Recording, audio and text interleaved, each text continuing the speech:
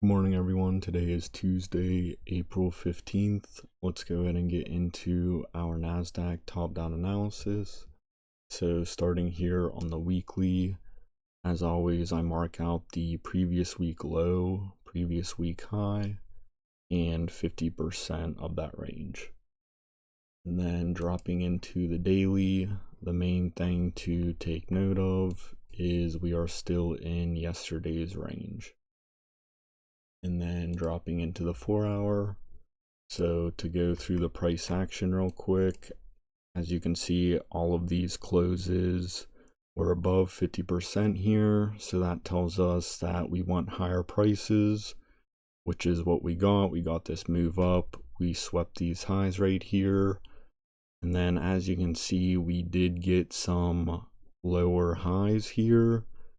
But down here, we also got higher lows. So that just means, as you can see, that we are just getting tighter on the range. So we are just consolidating again. But to get into some of these scenarios, so for bullish plays, I would like to see a push up above previous week high, where we sweep these highs and then we get a retest of previous week high, showing us that we are holding. So just a push up above and then a retest showing us that price is holding at this level, and then for another move up, and then we can target these levels up here. But I would just trim at previous highs on the lower time frames because this is a good bit of points away. But you know, if you can leave a runner, definitely look to target these levels. But you know, if you're scalping, definitely just target previous highs. But that is one bullish play. And then, as last week I stated, that this is going to be our highest probability for longs. So besides this long here, the only other area would be down here. So to get into the short scenarios, which I kind of like a little bit more, is if we sweep these highs over here and then we get a break back down below 50% and then a retest.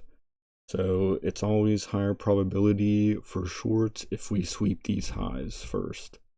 So that would just be a push up and then a break back below 50% and then a retest, of course, or another move lower. And then we target previous lows as well as these levels down here. But those are pretty much the main three scenarios I'll be looking for. But like I went through here, guys, as you can see, the consolidation is just getting tighter. So the market moves in three phases. It's just accumulating, manipulating, and then distributing. So right now we are accumulating, so the next move is going to be a manipulation of either highs or lows. So just be aware of that, take note of it, and be safe.